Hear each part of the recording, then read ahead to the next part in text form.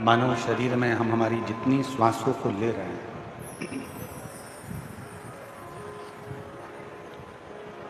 इक्कीस 21,600 श्वास जो ये मानव शरीर में आप और हमको मिल रही है,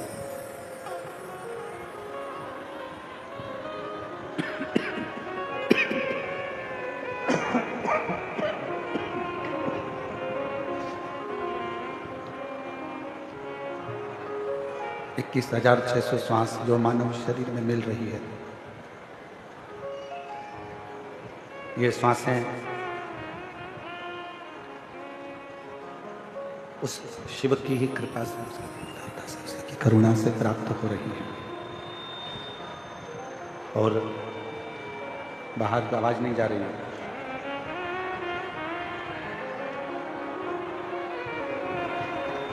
ये उन्हीं की ही कृपा, उन्हीं की ही करुणा, उन्हीं की ही दया है जो आप और हम भगवान शिव की ये पवित्र कथा का लाभ ले रहे हैं।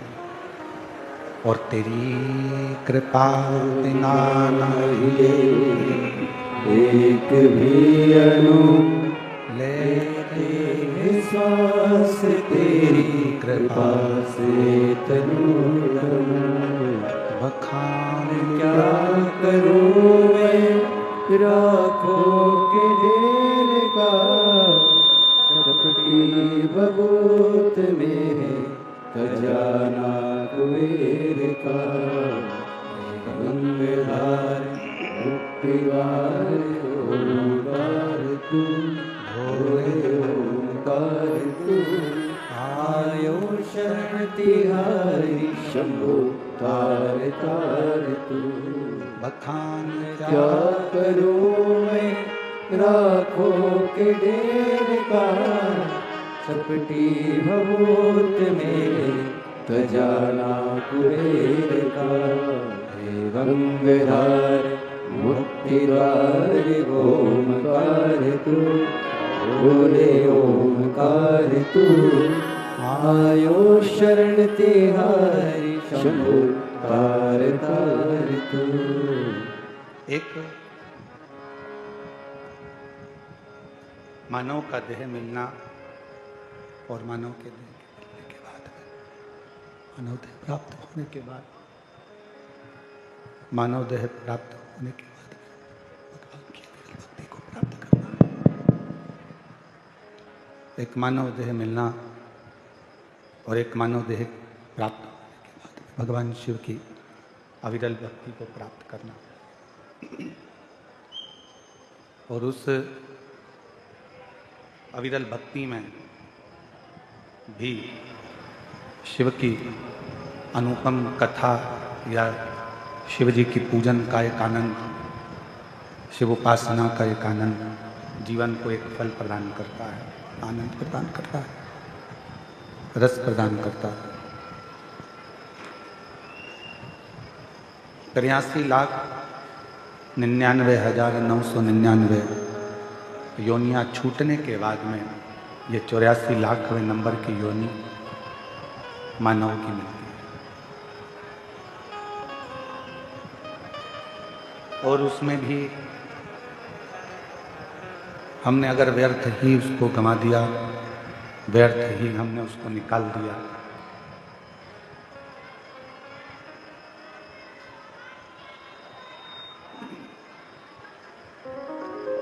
यदि हम व्यर्थ ही इन मानव देह को गंवा दें, प्रेशर खोल दो, सब दूर का प्रेशर नहीं है। यदि हम मानव देह को, मानव शरीर को यूं ही गंवा दें, तो हो सकता है कि फिर हमें ये मानव देह मिले कि ना मिले, ये मानव का शरीर प्राप्त होगा कि नहीं, मानव का शरीर प्राप्त होगा कि नहीं होगा, मानव देह मिलेगा कि नहीं मिलेगा। और इस शरीर को भी जो हमें मिला है, आपको मिला है, ये मानव का जो शरीर,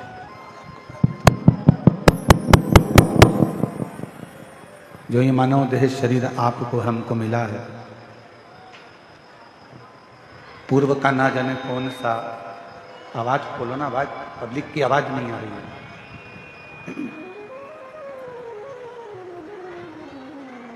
पूर्व का ना जाने कौन सा हमारा और आपका कोई पुण्य होगा,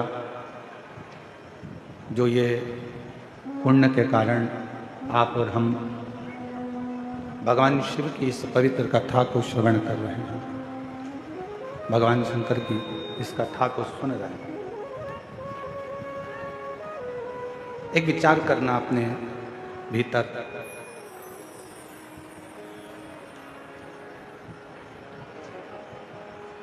बाहर के चोंगे सब बंद पड़े हैं, रोडों पे जो पब्लिक बैठी हुई है उनके चोंगे सब बंद पड़े हैं।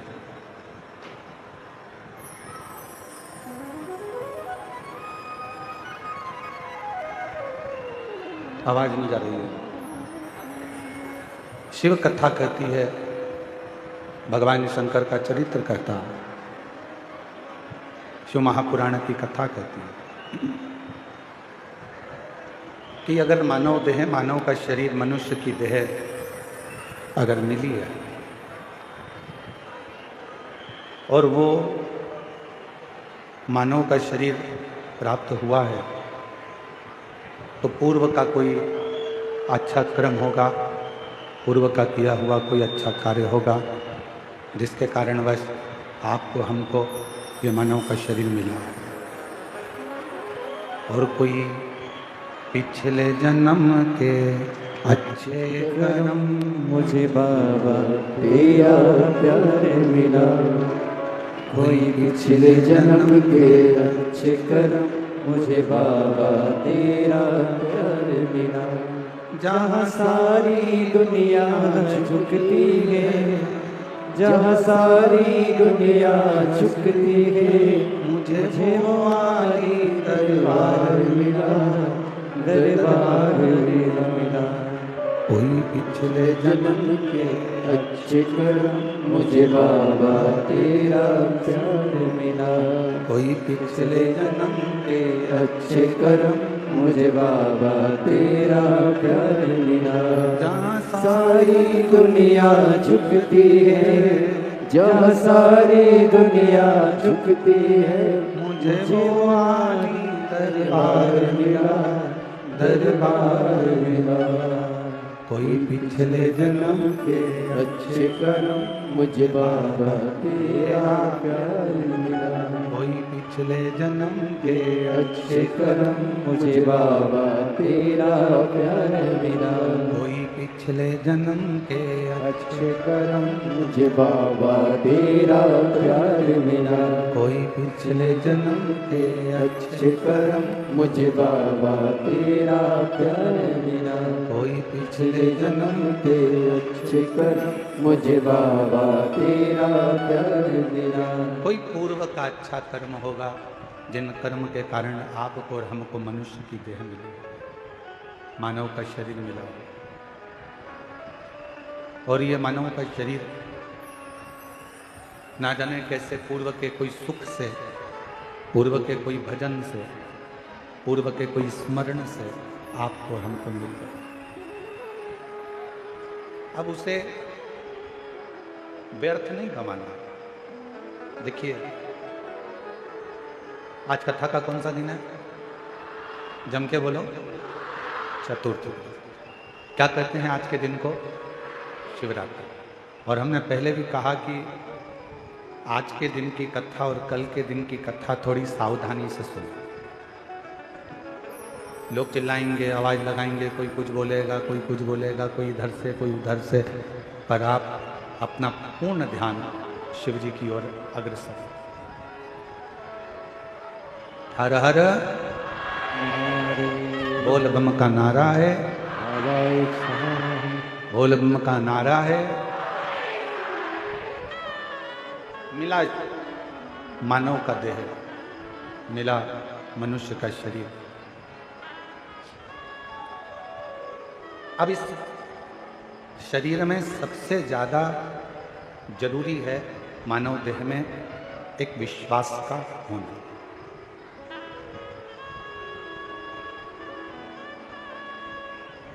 यदि मानव देह प्राप्त करने के बाद हमारा विश्वास नहीं है, हमारा भरोसा नहीं है, हमारी विश्वास की दृढ़ता नहीं है, तो फिर मानव शरीर पाने का कोई मतलब नहीं।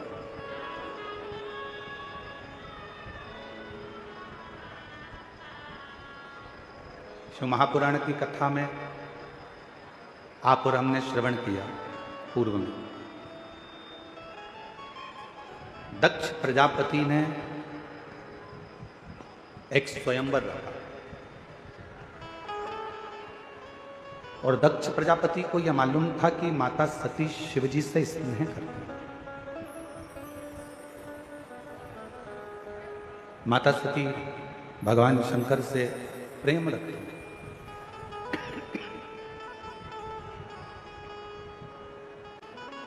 ये मालूम था, फिर भी 33 कोटि देवताओं को निमंत्रण दिया गया दक्ष प्रजापति की यहां सती मैया से विवाह करने के लिए।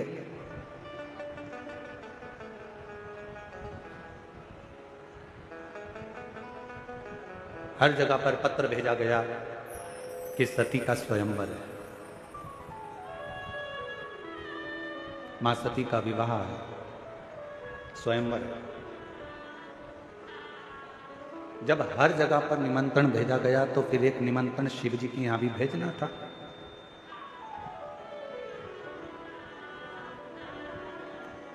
पर शंकर जी के यहां कोई निमंत्रण नहीं है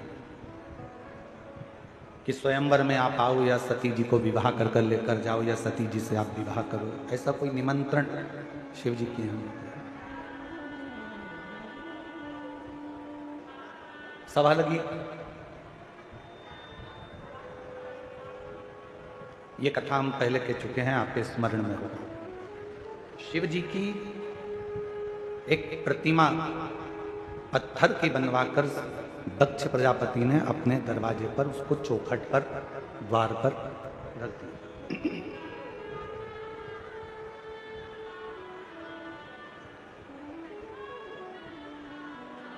अब जो भी मंदिर में आ रहा है, जो भी दक्ष प्रजापति के यहाँ पर आ रहे हैं, जो भी दक्ष प्रजापति के यहाँ पहुंच रहे हैं, वो सब शिव जी की उस पत्थर की मूर्ति को देख रहे हैं।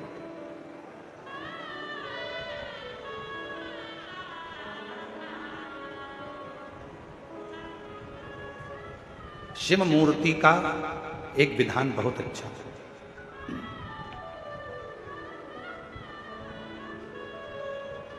कई लोग शंकर भगवान की मूर्ति का निर्माण कर देते हैं, कई लोग शंकर भगवान की मूर्ति बनवा देते हैं कि शंकर भगवान की मूर्ति बनवाई है हमने, इतनी बड़ी बनवाई है हमने, इतना करा है हमने, ऐसा करा है हमने, वैसा करा है। मना नहीं,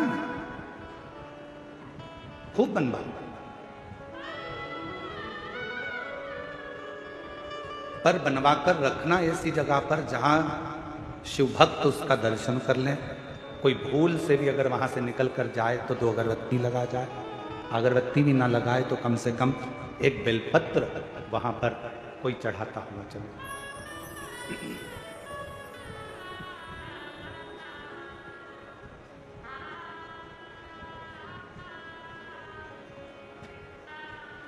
थोड़ी ना थोड़ी आराधना साधना वहां हो सके, कुछ थोड़ी सी, ज्यादा हो ना हो उसका मतलब नहीं, पर थोड़ी बहुत साधना वहां हो सके।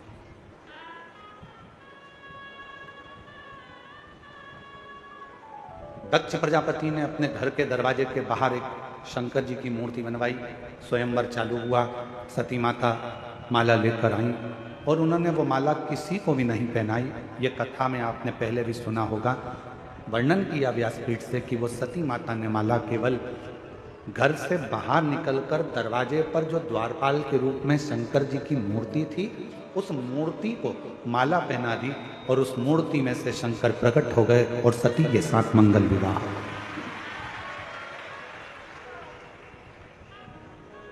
एक पाषाण की मूर्ति में से शिव प्रकट होकर अपनी भक्ति करने वाले को, अपने पर विश्वास करने वाले को भगवान शंकर स्वीकार कर लेते।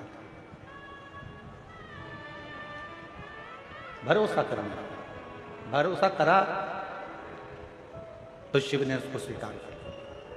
अब यहां तक तो कथा आपने और हमने सुनी, पर इसके बाद विवाह होने के बाद जब माता सती ब्याह कर शिव जी के साथ जाने लगे,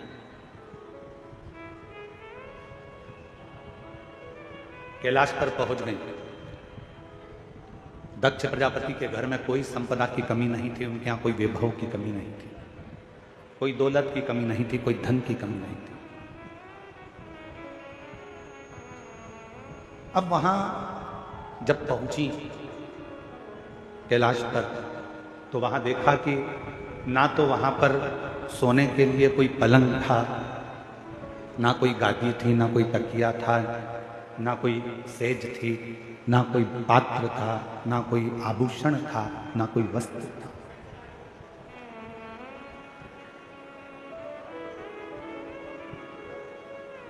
धर्मपत्नी का एक सबसे बड़ा लक्षण यह है,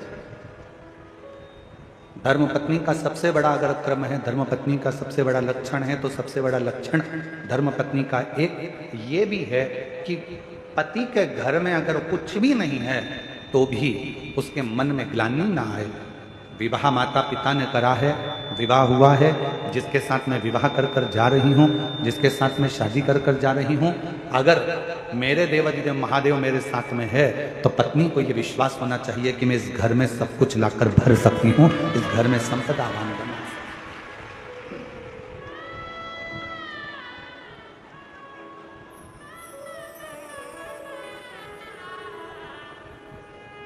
पूछने वाले बहुत कुछ पूछते हैं। एक बार किसी ने पूछा, गुरुजी पत्नी को सीधे हाथ पर बैठना चाहिए कि उल्टे हाथ पर बैठना चाहिए?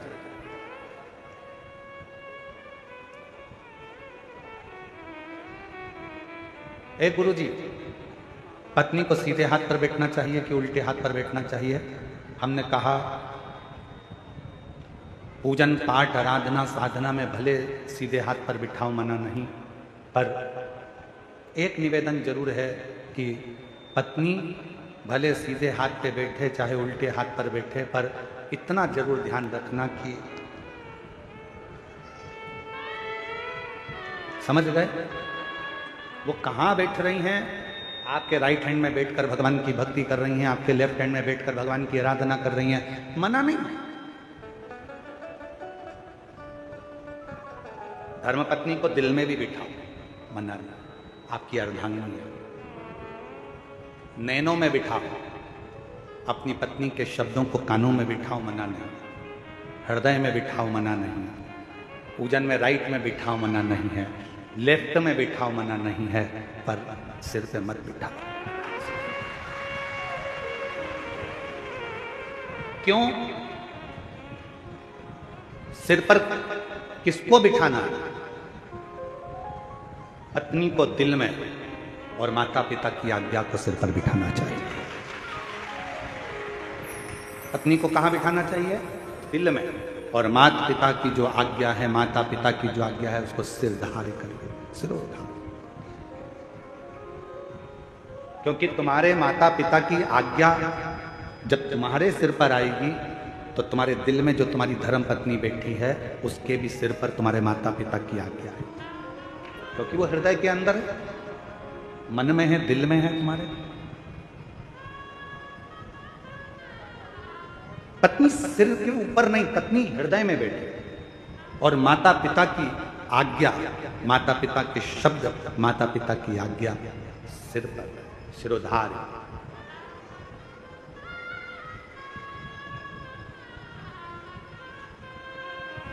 सती मैया ने देखा कि यहाँ पर कुछ भी नहीं है, सब बिखरा पड़ा है, ना तो यहाँ पर कोई सेज है, ना यहाँ कोई पलंग है, ना कोई गादी है, ना कोई तकिया है, ना कुछ है, ना कुछ है, पूरा की पूरा खाली पड़ा, पूरा खाली। शिवजी ने पूछा सती जी से, आप अपने पिता दक्ष प्रजापति का घर छोड़कर मेरे पास में आई हो, मेरे साथ में हो? आप अपने पिता का घर छोड़कर मेरे पास में आई हो, मेरे घर में आई हो। यहाँ पर मेरे पास में कुछ वैभव नहीं है, धन नहीं है, दौलत नहीं है, संपदा नहीं है, सत्ता नहीं है, यहाँ मेरे पास में तुमको देने के लिए कुछ नहीं।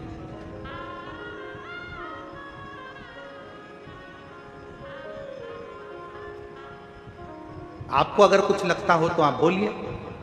सती मैया ने कहा, स्वामी अगर पति साथ में है तो दौलत की जरूरत नहीं पड़ती, केवल धैर्य की जरूरत पड़ती है, थोड़ा इंतजार।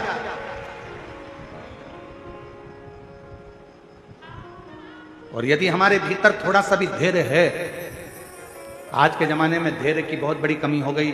लोग कहते हैं कि मैंने तुम्हारे यहाँ काम करा तो मुझे उसके बदले में ये मिलना चाहिए, मैंने अगर एक लोटा जल चढ़ाया है तो उसके बदले में मुझे ये मिलना चाहिए, मैंने पशुपति व्रत करा है तो उसके बदले में मुझे ये मिलना चाहिए, मैंने ये काम करा है तो उसके बदले में मुझे ये प्राप्त होना चाहिए। शिव महापुराण की कथा कहती है, शंकर के मंदिर में जाना मेरा काम है और मेरी बिगड़ी बनाना शिव का काम है। कब बनाएगा, कैसे बनाएगा, कहां बनाएगा, कैसे बनाएगा, ये उसके ऊपर निर्भर है। थोड़ा इंतजार तो करो, प्रतीक्षा नहीं करिए। माता उर्मिला ने लक्ष्मण जी की प्रतीक्षा 14 वर्ष तक इंतजार करा है। मां उर्मिला, भरत जी ने 14 वर्ष तक इंतजार करा है भगवान राम का। कौशल्या जी 14 वर्ष इंतजार करती हैं भगवान राम का। मां जानकी जी लंका के अंदर बैठकर इंतजार करती हैं भगवान राम का। मां शबरी अम्बा बचपन से लेकर बुढ़ापे तक इंतजार करती हैं भगवान राम का। प्रतीक्षा, इंतजार, थोड़ा थोड़ा इंतजार जरूर है, थोड़ी प्रतीक्षा जरूर है।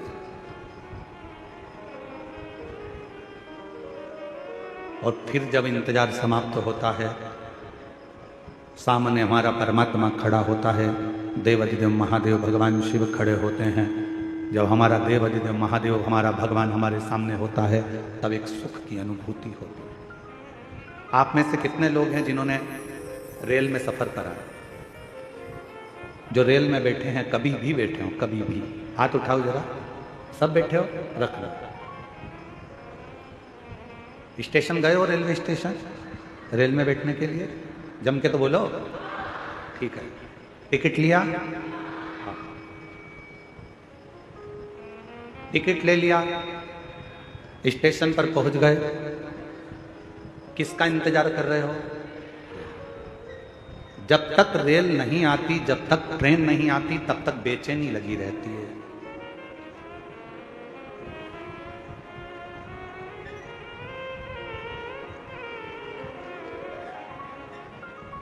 कोई सी भी आती है, आपको लगता है अपनी है। बोलो सही है कि गलत है? फिर इधर से निकल गई तो किसी ने कहा, अरे इधर से थोड़ी ना आएगी, अपने को तो जाना इधर है, तो इधर से आए। अच्छा, हाँ, अब जितनी ट्रेन इधर से आ रही है उसका इंतजार हो रहा है, जो भी निकल रही है उसका इंतजार।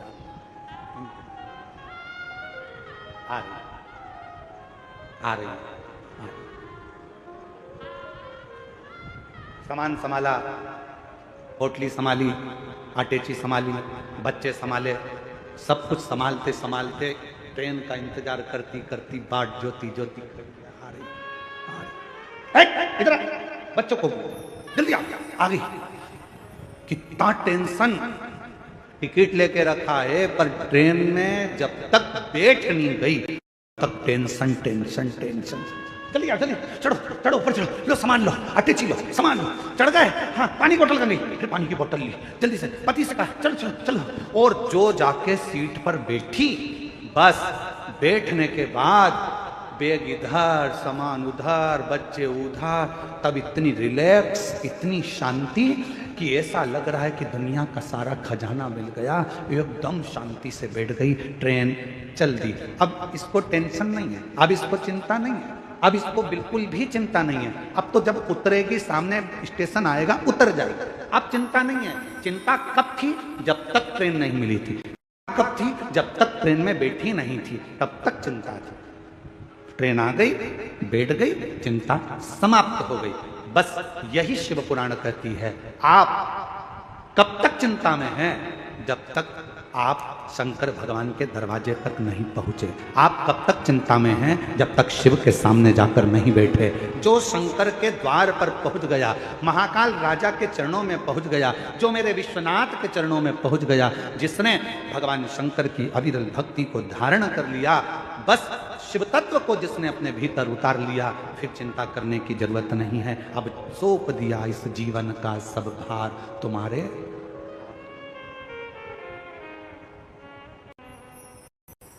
इस जीवन का सारा भार, सब कुछ अब तुम्हारे हाथों, सब कुछ।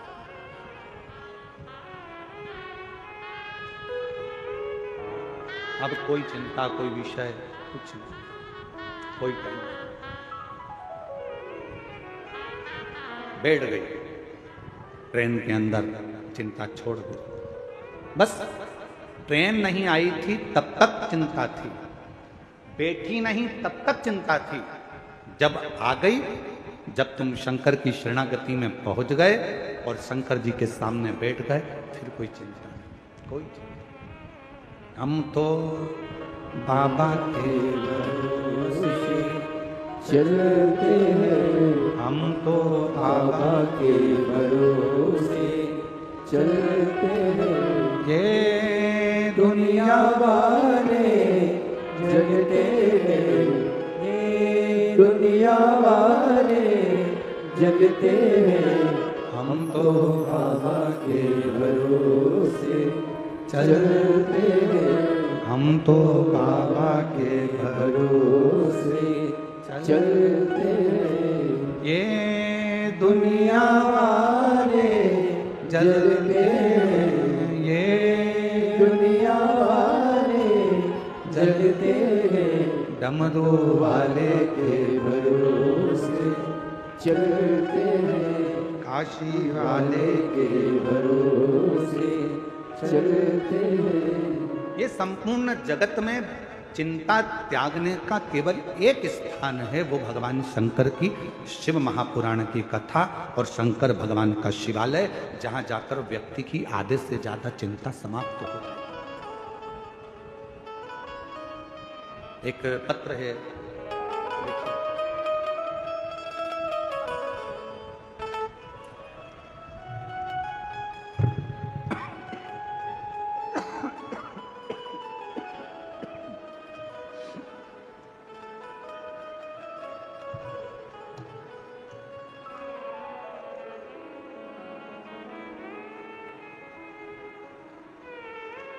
ऋषभ देशमुख।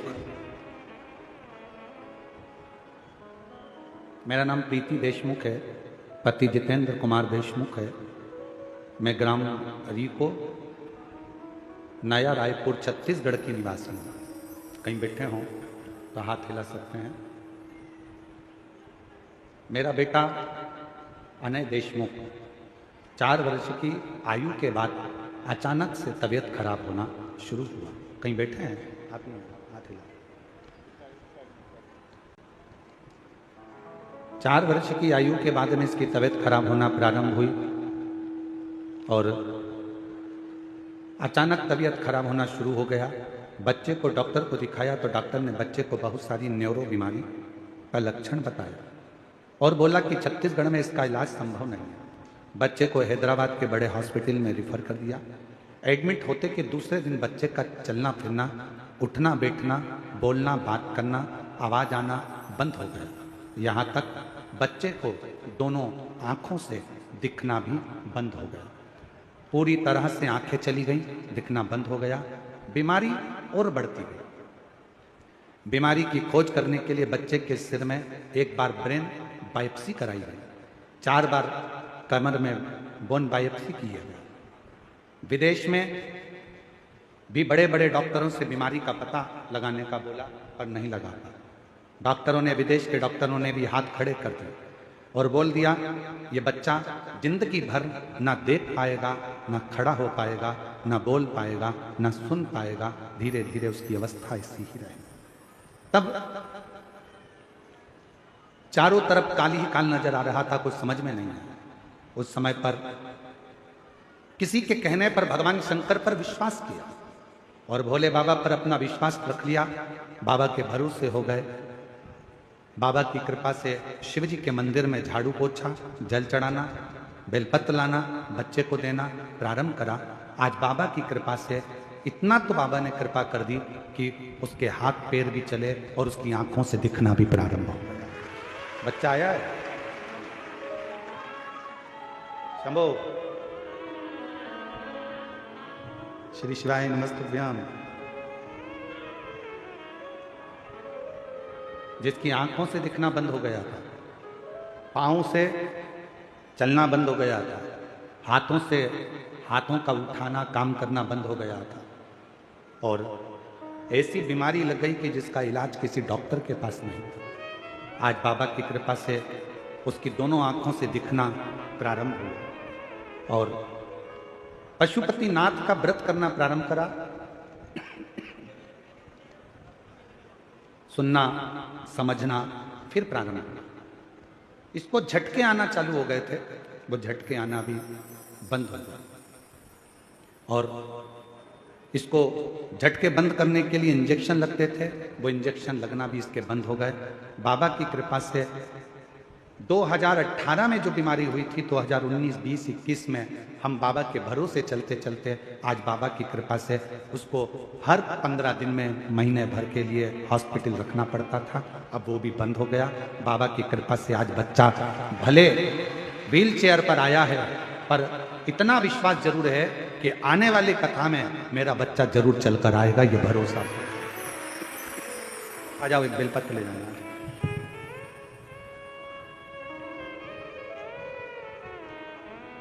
उसको भले रहने तो, ना लाते बने तो रहने दो। ले आ गया।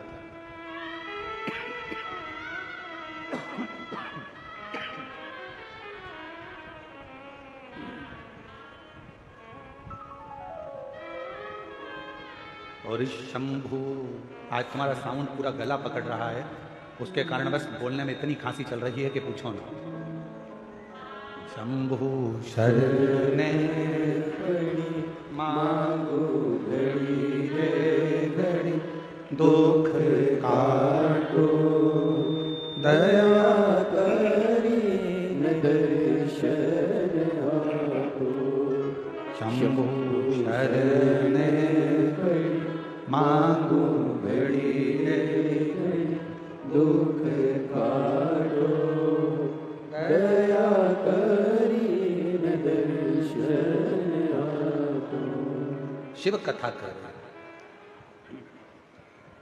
भगवान शंकर का चरित्र का राय शिव महापुराण की कथा कर। भरोसा,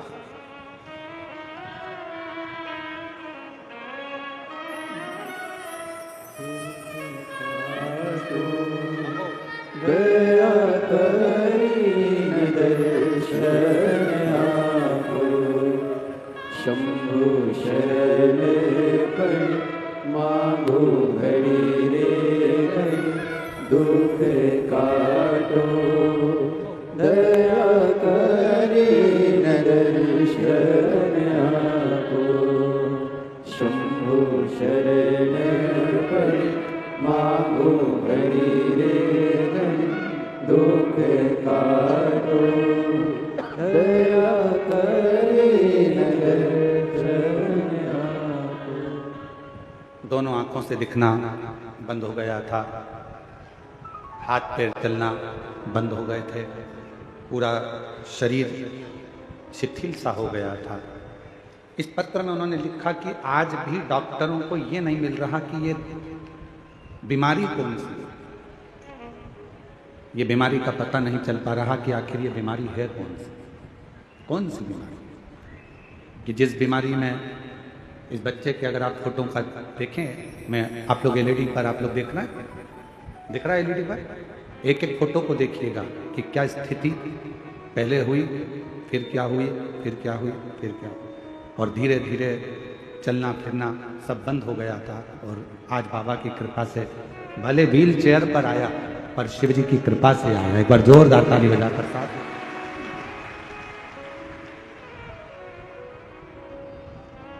क्या पार्वती मैया के मन में एक भाव आया, मां सती के हृदय चित्त में यह विचार आया, सती जी से कहा क्या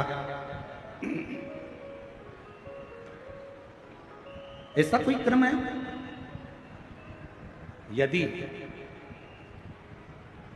धर्म पत्नी अगर विचार कर ले, धर्म पत्नी अगर विचार करे, तो कितना भी विधान घर क्यों ना हो, कितना भी विधान घर क्यों ना पड़ा हो, कितना भी बेकार कुछ क्यों ना हो, अगर धर्म पत्नी अगर विचार करे और पति का यदि उसको अच्छा संग मिले, तो निश्चित है कि वो एक वीरान को भी स्वर्ग बना सकती है, एक वीरान को भी श्रेष्ठ बना सकती है।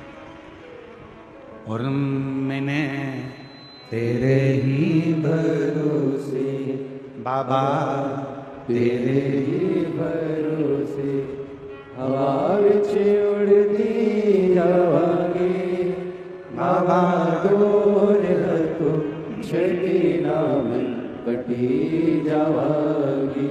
बोले मैं तेरी पतंग शंभू, मैं तेरी पतंग हवा विच उड़ती जावांगी, बाबा डोर हथो छड़ी नाम कटी जावांगी। शिव कथा कह रहे,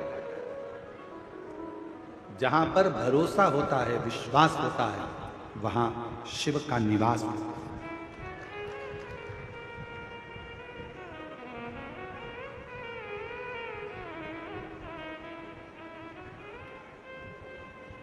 एक रायगढ़ जिले के अंतर्गत,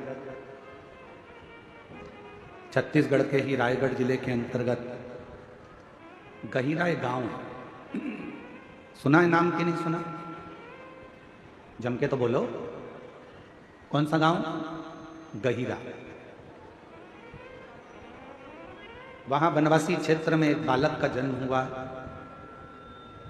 जिनका नाम था रामेश्वर। और आज पूरा क्षेत्र छत्तीसगढ़ उनको गहिरा गुरु के नाम से जानता। जानते हो आप लोग? अरे जम के तो बोलो, गहिरा। वनवासी क्षेत्र, आदिवासी क्षेत्र।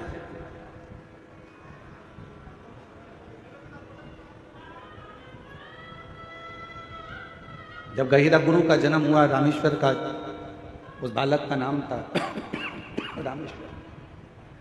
बालक का जन्म हुआ और गहिरा गुरु जब छोटे थे, बाल्यावस्था थी, बचपन था, एकांत में एक पेड़ के नीचे बैठ जाते।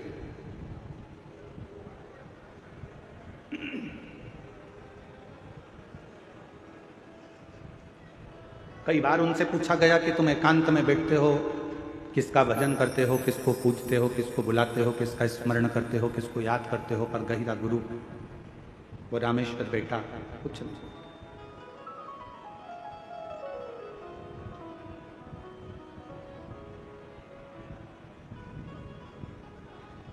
एक दिन पिताजी ने सूचना कराई गांव के व्यक्ति से कि मेरा बेटा रामेश्वर नहीं दिख रहा,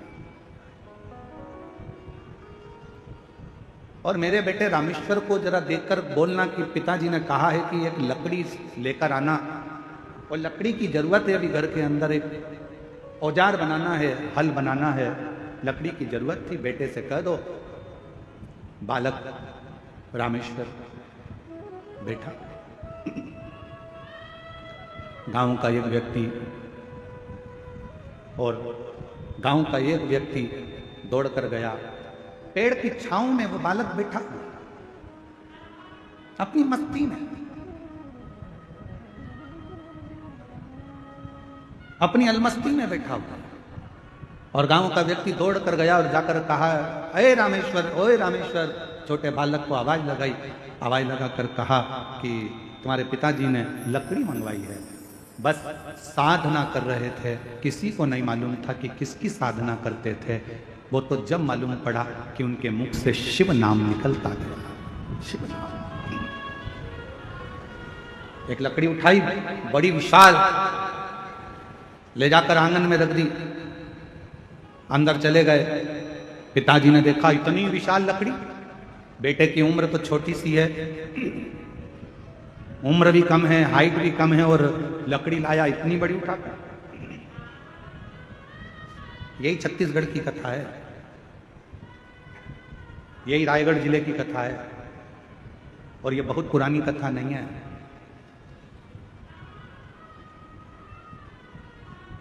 अभी की, ज्यादा पुरानी नहीं है, अभी की।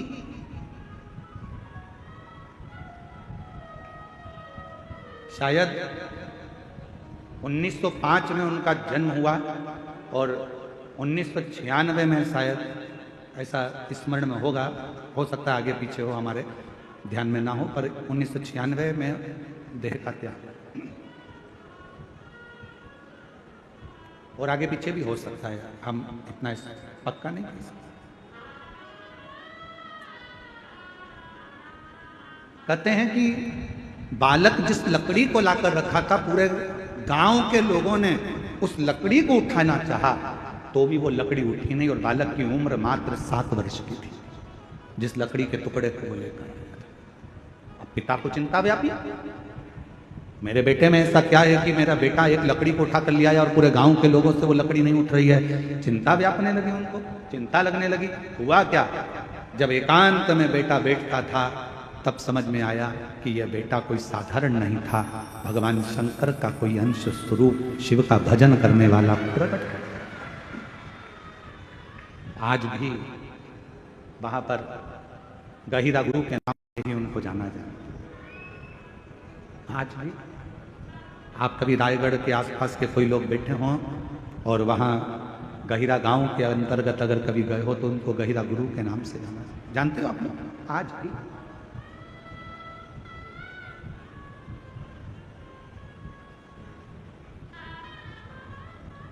सबको सीख देते थे, संस्कृत पढ़ो, विद्याध्ययन करो, मांस का त्याग करो, पशुओं की बलि नहीं देना। आदिवासी थे, वनवासी थे, आदिवासी क्षेत्र में रहते थे, वनवासी क्षेत्र में रहते थे, पर नवयुवक बेटा बेटियों को, नवयुवक बच्चों को, नवयुवकों को दिन रात समझाने का कार्य करता था।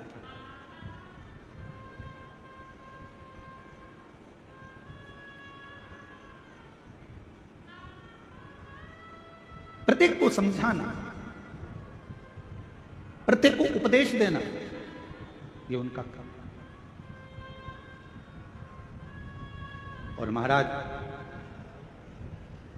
दुनिया के लोग नहीं पहचान पाए गहिरा गुरु को, रामेश्वर गहिरा गुरु को। वो तो उनकी निगाह में था कि बच्चा है, फिर बड़ा हो गया। लोग उनको कह देते थे, बताओ इसमें कहाँ विवेक, बताओ क्या करता रहता है। कहीं किसी को समझाएगा, कहीं किसी को समझाएगा, मांसाहार मत करो, ये मत करो, वो मत करो, वो मत करो, सबको समझा रहा है, सबको समझा रहा है,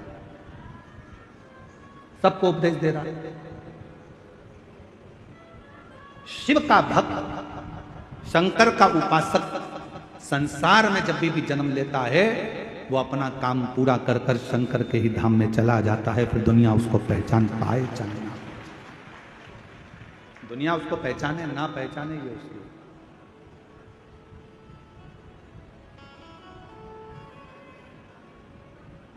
एक शिव का भक्त जब पृथ्वी पर आता है तो शिव महापुराण की कथा कहती है कि,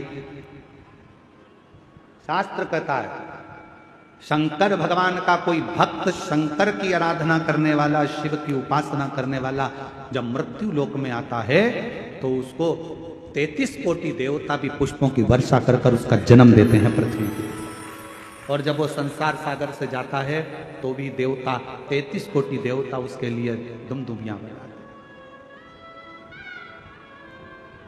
जगत गुरु शंकराचार्य जी, जिन्होंने भारत की भूमि का ही नहीं पूरे राष्ट्र को अपनी विद्वत्ता से गौरवान्वित किया था।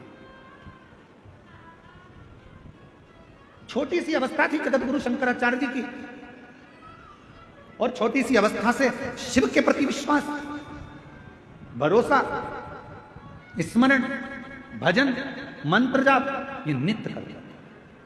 उपदेश देना, समझाना, ज्ञान देना।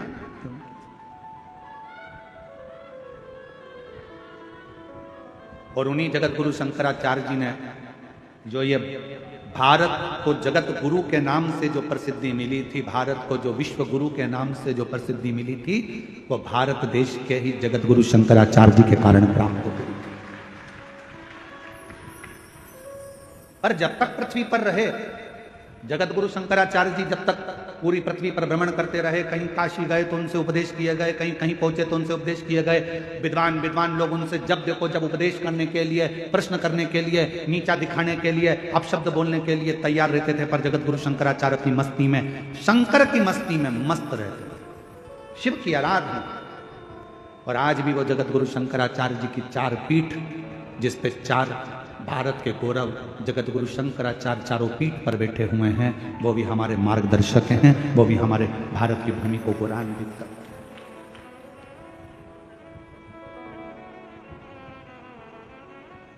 शिव का एक अंश है, शिव का एक रूप है।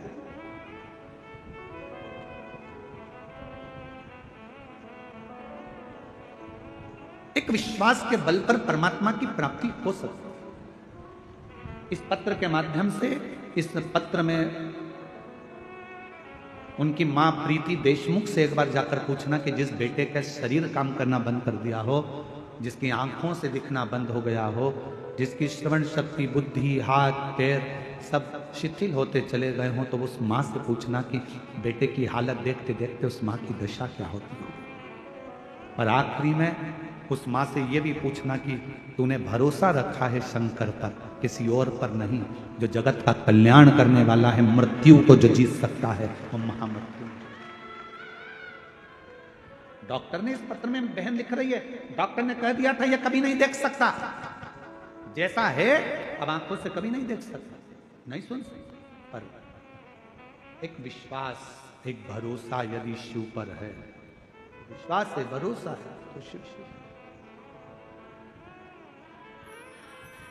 आप किसके भरोसे पर आए हो यहाँ कथा सुनने के लिए? सियोर वाले महाराज के भरोसे पर मत आना। आपको सियोर वाले से कोई मतलब होना भी नहीं चाहिए। सियोर वाले कुबरेश्वर बाबा से मतलब रखो, पर सियोर वाले पंडित प्रदीप मिश्रा से मतलब मत। आपका जुड़ाव होना चाहिए शंकर से। जगत गुरु शंकराचार्य जी ने अपने से नहीं जोड़ा लोगों को, जगत गुरु शंकराचार्य जी ने शंकर से जोड़ा दुनिया के।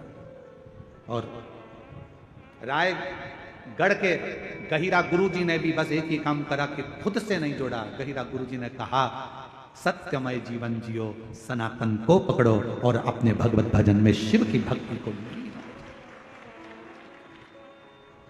शिव की एक आराधना गहिरा गुरु जी दिखाते हैं। कहते थे गहिरा गुरु जी जिस व्यक्ति के सामने पहुंचते थे, वो व्यक्ति अपना गलत कर्म करना छोड़ देता है। एक बार मालूम पड़ा गहिरा गुरु जी को अवस्था हो गई युवानी की, किसी ने कहा कि पास के गांव में बहुत लोग उत्पात मचाते हैं, वहां पर सुना है कि कोई भूत रहता है, कोई प्रेत रहता है, कोई पलित रहता है। गहिरा गुरु जी ने कहा भूत भी होता है? हाँ। तो गहिरा गुरु जी ने मन में विचार करा अगर भूत होता है तो भूतनाथ भी होता है। कई लोग हमारे पास आकर कहते हैं हमारे पड़ोसी को हवा लग गई है। हमने कहा मोबाइल की हवा है कि कंप्यूटर की हवा है? हवा कौन सी लगी? कहा कोई प्रेत हवा लग गई। फिर किसी ने कहा कोई हवा लग गई, प्रेत लग गया, भूत लग गया। शिव महापुराण की कथा कहती है शंकर भगवान ने माता पार्वती से कहा सुन पार्वती, जिसके आंगन में बेलपत्र का वृक्ष होता है, जो साल में एक बार भी बेलपत्र को मुख के अंदर रखकर निगल जाता है या उसको खा लेता है, सुन पार्वती, जो शिवलिंग पर चढ़े हुए जल का 3 बार आचमन कर लेता है, उसको जिंदगी में ना तो कोई भूत लग पाता है ना कोई प्रेत लग पाता है। क्यों? तो कहा सारे भूत प्रेत भूतनाथ के अधीन है, और वो भूतनाथ कोई दूसरा नहीं, तेरा पति देवादित्य महादेव है। जब भूतनाथ अंदर बैठा है, बेलपत्र का अंश कई साल तक दुनिया के लोग कहते हैं भोजन पचा, निकल गया, भोजन पचा, ब्लड बन गया। शिव महापुराण की कथा कहती है बेल पत्र में, बेल के फल में वो अंश होता है। दुनिया में केवल एक ही फल ऐसा होता है जो पेड़ में लगा लगा पक भी जाता है, और अगर कोई नहीं तोड़ता तो वापिस कच्चा भी हो जाता है। वो दुनिया में एक ही फल है और वो बेल का फल। बेल पत्र के वृक्ष में जो फल लगता है, बेला क्या बोलते हैं उधर पे, बेली बोलते हो ना, बेला का जो फल होता है उसको पेड़ में से मत तोड़ो, धीरे धीरे धीरे पका हुआ वापिस कच्चा हो जाएगा, फिर अगले साल पक्का हो जाएगा, फिर कच्चा हो जाएगा। केवल दुनिया में एक ही वृक्ष है जिसका फल पकने के बाद वापिस कच्चा हो जाता है। केवल एक बेलपत्र का पत्ता ऐसा होता है जो शरीर में सालों साल तक अगर जो खा लेता है, शरीर में वो शिव के रूप में विराजमान हो जाता है, अटल अजर और अमर रह जाता है, तो समाप्त नहीं होता, समाप्त नहीं होता।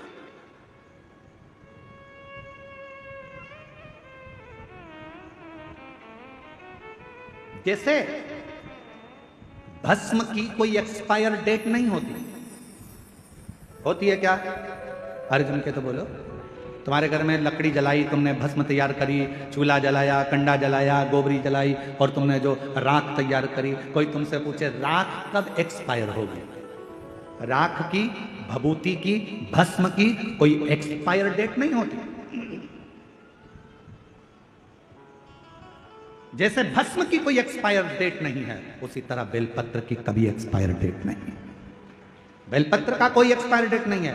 एक बेलपत्र को यदि आप 12 ज्योतिर्लिंग की यात्रा करने जा रहे हो, बेलपत्र को आप अपनी कॉपी में रखकर ले जा रहे हो, और बेलपत्र को तुमने खोला, भगवान महाकाल बाबा क्या पहुंच गए, काल अधिपति महाकालेश्वर बाबा को मेरी बेलपत्र समर्पित हो, चढ़ाई, वापिस उठा ली, चल दो अगले ज्योतिर्लिंग, फिर निकाली, मैं त्र्यंबकेश्वर बाबा को बेलपत्र समर्पित करता हूं, वापिस रख ली, फिर चल दिए।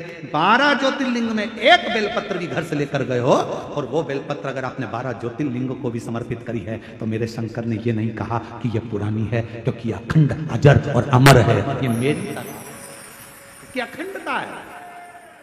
और बेलपत्र कोई साधारण नहीं। जैसे सिर पर लगा हुआ त्रिपुंड का भस्म कभी एक्सपायर नहीं होता, उसी तरह शिव की बेलपत्र कभी एक्सपायर नहीं एक्सपायर।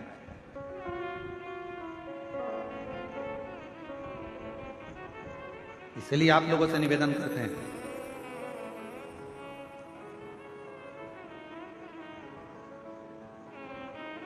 दवाई एक्सपायर हो उसके पहले उसको खा लेना चाहिए, और तुम एक्सपायर हो उससे पहले श्री शिवाय नमस्तुभ्यम गा लेना चाहिए।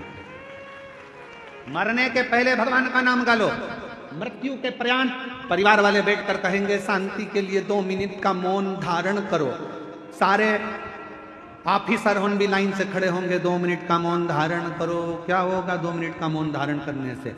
क्या आत्मा को शांति मिल जाएगी? नहीं। 2 मिनट का मौन धारण करने से आपको शांति मिल रही है, आत्मा को नहीं।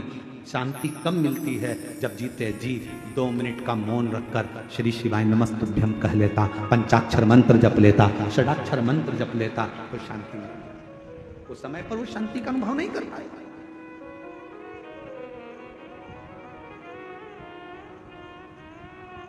जो शांति का अनुभव चाहिए था वो ना कर पाए।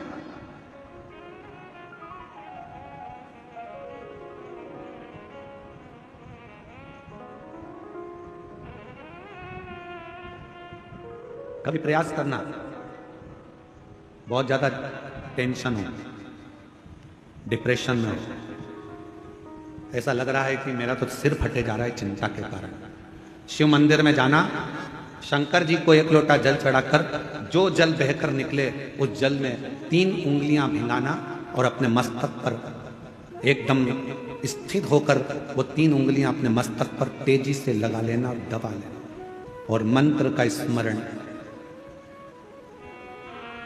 भीतर के भीतर ओम नाद करिए।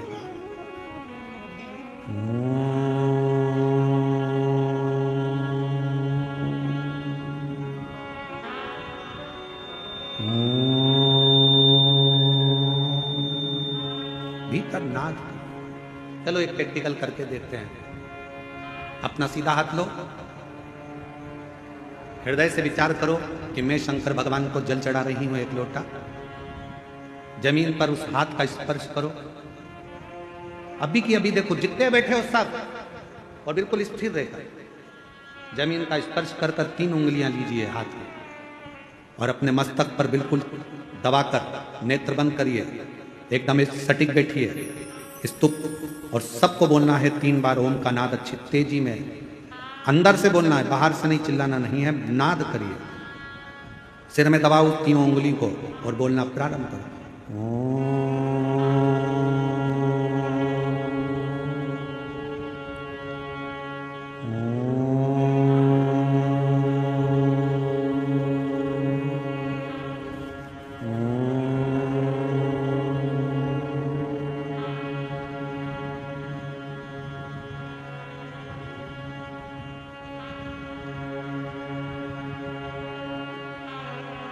अब अपने हाथ को हटाओ और आंखों को धीरे धीरे खोलो। आपको ऐसा महसूस होगा कि ऐसा लग रहा है कि मैंने 12 ज्योतिर्लिंग यही दर्शन कर लिए। एक क्षण में शिव का सात्विकता शिवोहम शिवोहम शिवोहम, शिव मेरे भीतर और मैं शिव के भीतर हूं। तो दर्शन भीतर शिव है, बाहर शिव है। सृष्टि में हर जगह जहां डिप्रेशन आए, शिव को एक लोटा जल चढ़ाया, जल लिया और लगा लिया अपने सिर पर, 3 उंगलियां लगाकर बैठ गए। 2 क्षण के लिए 3 बार ओम का नाद करा, लंबे स्वर में, आंख नहीं खोलना। धीरे से जब उंगलियां पूरी हट जाए तब धीरे धीरे आंखों को खोलो। आपको ऐसा महसूस होगा, शिवोहम शिवोहम शिवोहम शिवोहम, शंकर मेरे भीतर है, मैं शिव के भीतर हूँ। संसार में शिव, शिव में संसार है, और मेरे सारे तकलीफ, सारा दुख, सारा कष्ट मेरे शंकर का है। अब मैं जानती हूँ कि मेरा कष्ट शिव मिटा देंगे, शिव मिटा। और जब कोई नहीं आता मेरा बाबा आता है, जब कोई नहीं आता मेरा बाबा आता है, मेरे दुख के दिनों में वो बड़ा काम आता है। आप उसको जानो, शिव शिव है सबके भीतर। सती मैया के अंदर सती जी ने कहा कि मुझे चिंता नहीं व्याप रही है, सब कुछ अच्छा होगा, समय आएगा, हो जाएगा। यहां तक विश्वास था सती का। पर जब सती मैया को भगवान शंकर कथा सुनाने के लिए लेकर गए, कथा सुनकर जब सती आ रही थी, तब सती मैया का विश्वास टूट चुका था। सती जी के हृदय में भरोसा नहीं रहा था। शंकर जी ने जब राम जी को प्रणाम करा, सती जी ने पूछा तुम किसको प्रणाम कर रहे हो? कहा ये मेरे इष्ट हैं जो सामने हैं, ये मेरे इष्ट हैं।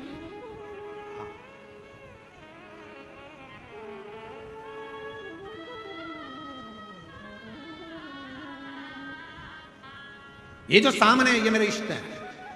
सती जी ने कहा तुम्हारे इष्ट राम जी हैं? हाँ। अगर राम जी इष्ट हैं तो फिर रो क्यों रहे? अब सती माता को कौन समझाए? संसार सागर में अगर जन्म लिया है, परमात्मा भी अगर पृथ्वी पर जन्म लेकर आता है तो उनको रोना ही पड़ता।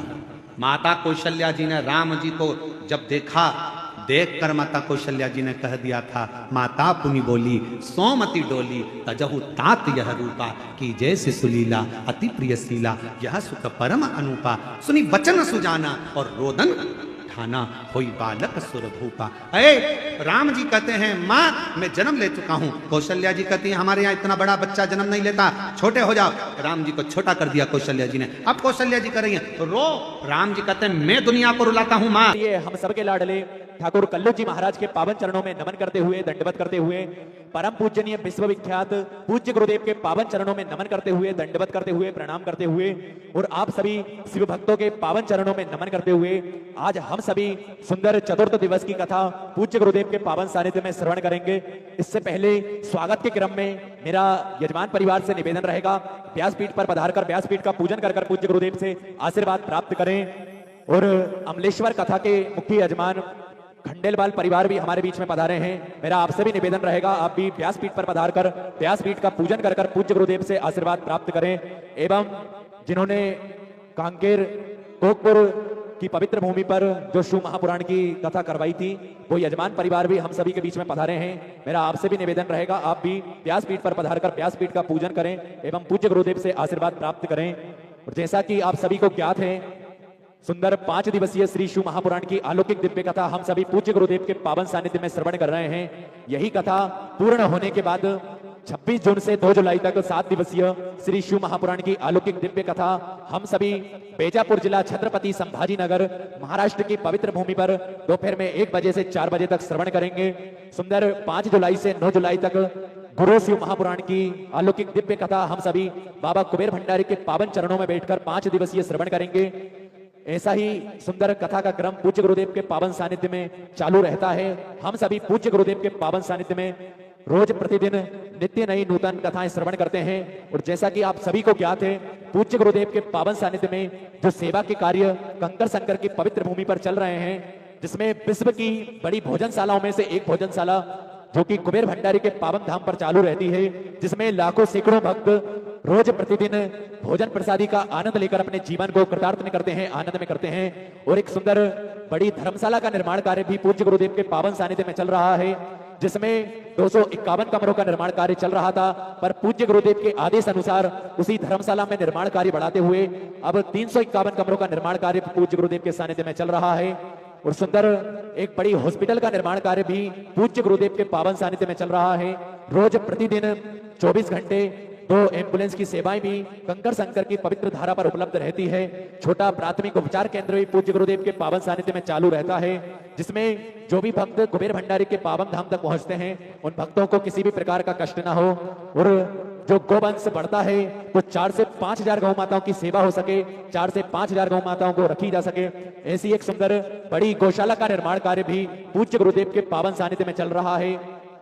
इन्हीं सेवा के कार्यों में जिन दानदाताओं ने, जिन बाबा साहों ने अपनी सुंदर सी योग राशि समर्पित की, उन सभी पुण्यचारी पावनचारी दानदाताओं के नाम गुप्त दान में जींद हरियाणा से सुंदर 501 रुपए की सुंदर सी योग राशि आपने समर्पित की, बहुत बहुत धन्यवाद। उषा सरोज जी सूरत गुजरात से सुंदर 1001 रुपए की सुंदर सी योग राशि समर्पित की। यशो तिवारी जी अहमदाबाद से 501 रुपए की सुंदर सी योग राशि समर्पित की। प्रमोद पांडे जी लखनऊ से 501 रुपए की सुंदर सी योग राशि समर्पित की। ओम कुमार जी मुजफ्फरपुर से 1001 रुपए की सुंदर सी योग राशि समर्पित की। अजय शाही जी उत्तर प्रदेश से 501 रुपए की सुंदर सी योग राशि समर्पित की। सुषमा देवी जी जम्मू एंड कश्मीर से 501 रुपए की सुंदर सी योग राशि आपने समर्पित की। गौरव जी काला मोहाली से 1001 रुपए की सुंदर सी योग राशि आपने समर्पित की। भावना जी श्रीवास्तव फरीदाबाद से 501 रुपए की सुंदर सी योग राशि आपने समर्पित की। मनोज जी महाजन महाराष्ट्र से 501 रुपए की सुंदर सी योग राशि आपने समर्पित की। अनुराधा जी कुमारी पटना से 501 रुपए की सुंदर सी योग राशि आपने समर्पित की। गुड़िया जी जायसवाल दरभंगा से 501 रुपए की सुंदर सी योग राशि आपने समर्पित की। राजकुमार जी शर्मा जयपुर राजस्थान से 601 रुपए की सुंदर सी योग राशि आपने समर्पित की। धर्मेंद्र तारा जी साहू भोपाल मध्य प्रदेश से 1551 रुपए की सुंदर सी योग राशि आपने समर्पित की। शिव किशोरी त्रिपाठी जी लखनऊ से 1100 रुपए की सुंदर सी योग राशि समर्पित की। संजय कुमार जी शाह सहरसा से 1100 रुपए की सुंदर सी योग राशि आपने समर्पित की। वल्लभ मंदवार जी उदयपुर राजस्थान से 501 रुपए की सुंदर सी योग राशि समर्पित की। बिंदु शर्मा जी उत्तर प्रदेश से 1001 रुपए की सुंदर सी योग राशि समर्पित की। केदारनाथ जी जायसवाल ठाणे से 2100 रुपए की सुंदर सी योग राशि समर्पित की। दीप्ति जी चंद्रावत जयपुर से 501 रुपए की सुंदर सी योग राशि समर्पित की। सुशांत कुमार जी जमशेदपुर से 501 रुपए की सुंदर सी योग राशि आपने समर्पित की। सुंदर विचार आपके सुंदर सी योग राशि आपने समर्पित की, बहुत बहुत धन्यवाद। अनामिका सिंह जी बिहार से 501 रुपए की सुंदर सी योग राशि समर्पित की। विमल किशोर जी बिहार से 501 रुपए की सुंदर सी योग राशि आपने समर्पित की। गुप्त दान में 11,000 रुपए की सुंदर सी योग राशि आपने समर्पित की। सुंदर विचार आपके बहुत बहुत धन्यवाद। सुनीता जी झा पुणे से 501 रुपए की सुंदर सी योग राशि आपने समर्पित की। सुषमा दुबे जी संभाजी नगर से 501 रुपए की सुंदर सी योग राशि आपने समर्पित की। सुमामी सिंह जी पटना से 501 रुपए की सुंदर सी योग राशि आपने समर्पित की। विजेंद्र देवी जी नोएडा से 501 रुपए की सुंदर सी योग राशि आपने समर्पित की। प्रिया सिंह जी जयपुर से 501 रुपए की सुंदर सी योग राशि समर्पित की। कामोद जी कुमार दरभंगा से 501 रुपए की सुंदर सी योग राशि समर्पित की। जुगल किशोर जी भावसार बड़वानी से 500 रुपए की सुंदर सी योग राशि आपने समर्पित की। जोगिंदर जी यमुनानगर से 501 रुपए की सुंदर सी योग राशि आपने समर्पित की। स्व कौशलेंद्र जी यादव दुर्ग से 501 रुपए की सुंदर सी योग राशि आपने समर्पित की। सतपाल जी भारद्वाज बल्लभगढ़ से 1100 रुपए की सुंदर सी योग राशि आपने समर्पित की। अंजू कुमारी जी मुजफ्फरपुर से 501 रुपए की सुंदर सी योग राशि आपने समर्पित की। अजय कुमार शाह जी सुल्तानगंज से 1100 रुपए की सुंदर सी योग राशि आपने समर्पित की। मन्नू लाल जी परासिया से 3051 रुपए की सुंदर सी योग राशि आपने समर्पित की, बहुत बहुत धन्यवाद। पूनम जी राजपूत दिल्ली से 2100 रुपए की सुंदर सी योग राशि आपने समर्पित की। राजीव जी मेहरा आगरा से 1100 रुपए की सुंदर सी योग राशि आपने समर्पित की। आशुतोष जी शुक्ला गाजियाबाद से 5100 रुपए की सुंदर सी योग राशि आपने समर्पित की। सुंदर विचार आपके बहुत बहुत धन्यवाद। सत्य प्रकाश शर्मा जी 501 रुपए की सुंदर सी योग राशि आपने समर्पित की। पवन कुमार जी सोनी राजस्थान से 1551 रुपए की सुंदर सी योग राशि आपने समर्पित की। विक्रम जी पुरी जलंधर से 501 रुपए की सुंदर सी योग राशि आपने समर्पित की। चिंतमन जी बादशाह जलगांव महाराष्ट्र से 501 रुपए की सुंदर सी योग राशि आपने समर्पित की, बहुत बहुत धन्यवाद। अरविंद उपाध्याय जी ठाणे से 1001 रुपए की सुंदर सी योग राशि आपने समर्पित की। राजेंद्र कुमार जी सक्सेना कोटा राजस्थान से 501 रुपए की सुंदर सी योग राशि आपने समर्पित की। रोहित जी अकोला महाराष्ट्र से 1111 रुपए की सुंदर सी योग राशि आपने समर्पित की, बहुत बहुत धन्यवाद। कार्तिक राम जी भटगांव से 501 रुपए की सुंदर सी योग राशि आपने समर्पित की। कल्याणी श्रीधरण जी पुणे से 1001 रुपए की सुंदर सी योग राशि आपने समर्पित की। विमलेश तिवारी जी फरीदाबाद से 501 रुपए की सुंदर सी योग राशि आपने समर्पित की। नेहा अनिल बगड़े जी चंद्रपुर से 1001 रुपए की सुंदर सी योग राशि आपने समर्पित की। रूपा सागर जी बिलासपुर से 501 रुपए की सुंदर सी योग राशि आपने समर्पित की। शांता बहन जी बांसवानी से दाहोद गुजरात से 1100 रुपए की सुंदर सी योग राशि आपने समर्पित की। जासू भाई जी बड़ोदरा से 501 रुपए की सुंदर सी योग राशि आपने समर्पित की। कौशला साबाई जी तेलंगाना से 1001 रुपए की सुंदर सी राशि आपने समर्पित की। शालिनी जी दुर्ग छत्तीसगढ़ से 501 रुपए की सुंदर सी राशि समर्पित की। नीलम जी दीक्षित दिल्ली से 500 रुपए की सुंदर सी राशि आपने समर्पित की। ललित जी गुरुग्राम से 501 रुपए की सुंदर सी राशि आपने समर्पित की, बहुत बहुत धन्यवाद। परेश जी बाड़किया बड़ोदरा से 2200 रुपए की सुंदर सी राशि आपने समर्पित की, बहुत बहुत धन्यवाद। सुजाता जी गुप्ता मधुबनी से 501 रुपए की सुंदर सी राशि आपने समर्पित की, बहुत बहुत धन्यवाद। सभी दानदाताओं को मैं हृदय के आनंद गहराई से नमन करता हूं, दंडवत करता हूं, प्रणाम करता हूं। सुंदर सी राशि आपने समर्पित की। और जो भक्त अपनी सुंदर सी राशि समर्पित करना चाहते हैं तो वे टीवी स्क्रीन पर श्री बिठले सेवा समिति के 2 अकाउंट नंबर चल रहे हैं, एक्सिस बैंक का और सेंट्रल बैंक ऑफ इंडिया का। दोनों भी अकाउंट में से किसी भी अकाउंट में अपनी सुंदर सी राशि भेजकर अपने नाम की रसीद आप व्हाट्सएप पर प्राप्त कर सकते हैं। आइए सीधे व्यासपीठ की शरण में चलते हैं। पूज्य गुरुदेव के पावन सानिध्य में आज हम सभी चतुर्थ दिवस की कथा श्रवण करेंगे। जय जय श्री राधे, हर हर महादेव, श्री शिवाय नमस्तुभ्यम।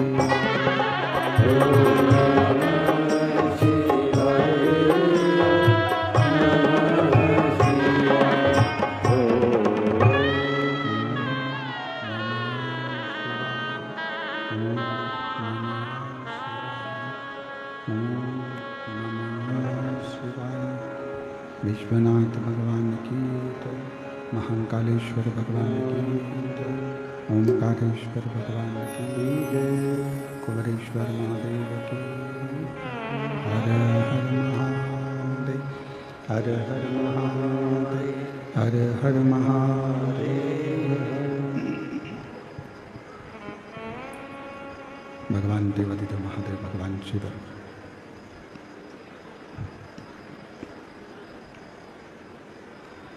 ओगरदानी त्रिकालदर्शी कैलाशी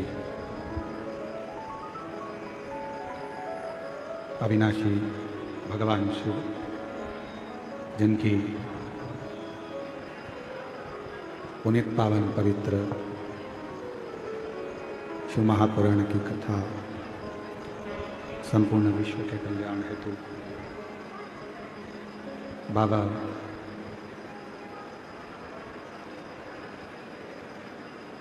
देवादिदेव महादेव की कृपा से, उनकी करुणा, उनकी उदारता से ये पवित्र पावन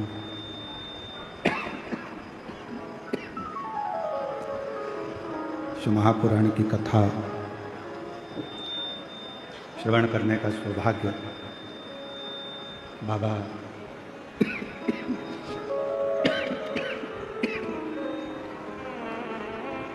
देवादिदेव की कृपा से, भगवान शिव की करुणा, उनकी उदारता, उनकी कृपा से ये पवित्र पावन शिव कथा, शिव महापुराण की पवित्रमय आनंदमय कथा महाकाल परिवार निकुंभ जिला दुर्ग छत्तीसगढ़ के द्वारा आयोजित की गई है। कथा के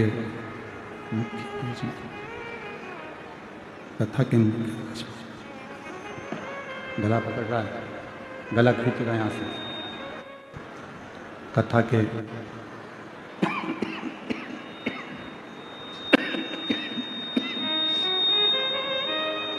मुख्य यजमान सरयू प्रसाद देशमुख जी, टिकेश्वरी देवी देशमुख जी, श्री रुपेश देशमुख जी, श्री बेस कम करके श्री रुपेश देशमुख जी, लीलावती जी देशमुख जी, समस्त महाकाल परिवार निकुंभ जिला दुर्ग छत्तीसगढ़। एक बार सभी यजमान परिवार के लिए जोरदार ताली बजाकर स्वागत अभिनंदन। तो ये पवित्र पावन शिव महापुराण की कथा भगवान शिव की कृपा से, उनकी उदारता से, उनकी करुणा, उनकी दया से आप और हमको श्रवण करने का सौभाग्य प्राप्त हुआ है। और जब तक शिव की कृपा ना हो